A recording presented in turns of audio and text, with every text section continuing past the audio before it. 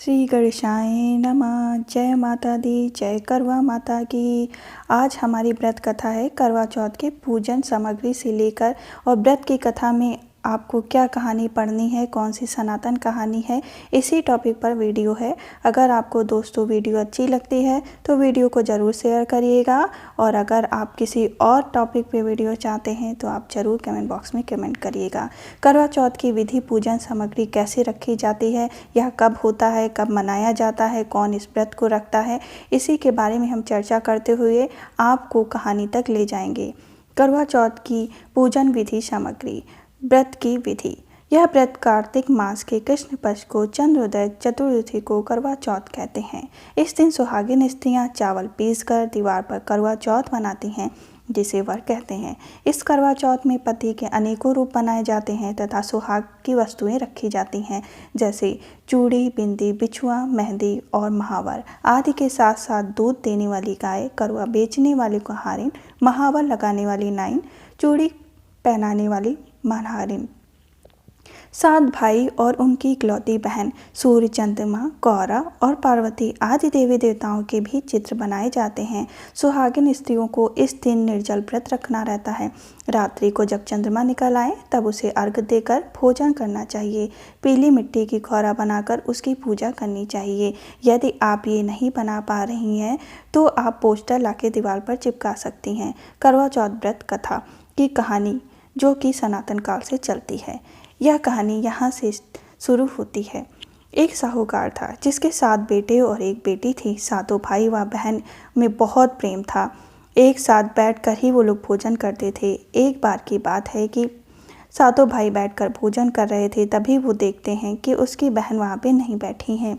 एक दिन कार्तिक कृष्ण पक्ष की चौथ का व्रत आया तो भाई बोला कि बहन आओ भोजन करें। बहन बोली कि आज करवा चौथ का व्रत है, चांद उगने पर ही खाऊंगी।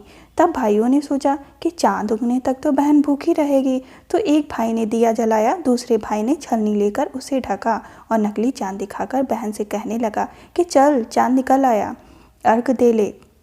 बहन अपने भाइयों से कहने लगी कि आती हूँ। तभी वो कहने लगी अपनी भाभियों से, भाभी चले चांद निकल आया। तो भाभियाँ बोली, तुम्हारा चांद उगा होगा, हमारा चांद तो रात में निकलेगा। बहन ने अकेले ही अर्घ दे दिया और खाना खाने लगी। पहले ही ग्रास में बाल आ गया, दूसरे ग्रास में कंकड़ और तीसरे ग्रास से मुँह तक। जैसे ही पहुंचा उसके ससुराल से संदेश आया कि उसका पति बहुत बीमार है, जल्द भेजो। माँ ने जब लड़की को विदा किया तो कहा कि रास्ते में जो भी मिले उसके पाँव लगना, और जो कोई तुम्हें सुहाग का आशीष दे उसके पल्ले में गांठ कर लगा लेना, उसे कुछ रुपए देना। बहन जब भाइयों से विदा हुई तो रास्ते में जो भी मिला उसने यही आशीष दिया कि तुम 7 भाइयों की बहन, तुम्हारे भाई सुखी रहें और तुम उनका सुख देखो। सुहाग का आशीष किसी ने भी नहीं दिया। जब वह ससुराल पहुंची तो दरवाजे पर उसकी छोटी नंद खड़ी थी। वह उसके भी पाँव लगी तो उसने कहा, हे आप सुहागिन रहो, सपूती हो जाओ। उसने यह सुनकर पल्ले में गांठ बांधी और नंद को सोने का सिक्का दिया। तब भीतर गई तो सास ने कहा कि पति धरती पर पड़ा है, तो वह उसके पास जाकर उसकी सेवा करने के लिए बैठ गई।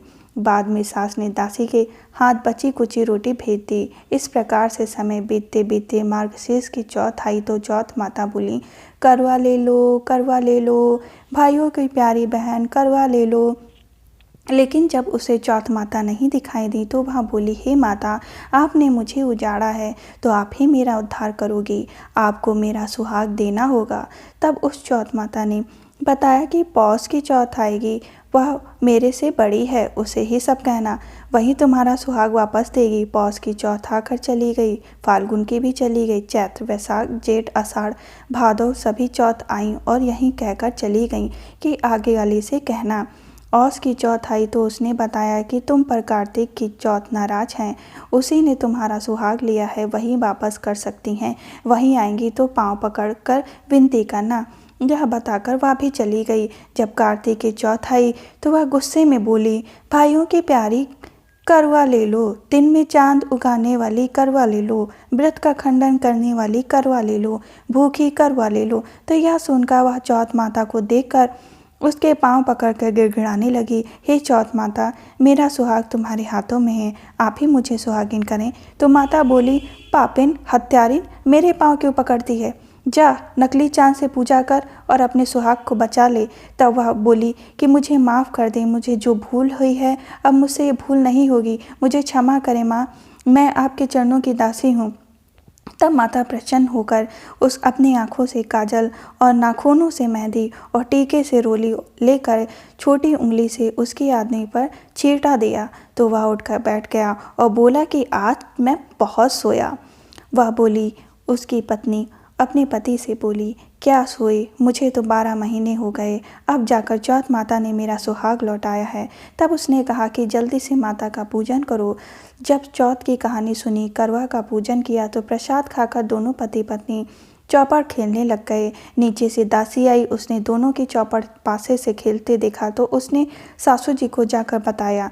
तब से सारे गांव में यह प्रसिद्ध हो गई कि सब स्त्रियां चौथ का व्रत करें तो उनका सुहाग अटल रहेगा। जिस प्रकार से साहूकार की बेटी का सुहाग दिया, उसी प्रकार से चौथ माता सबको सुहागिन रखना, यही करवा चौथ की उपासना की सनातन महिमा कथा थी। नमस्कार दोस्तों।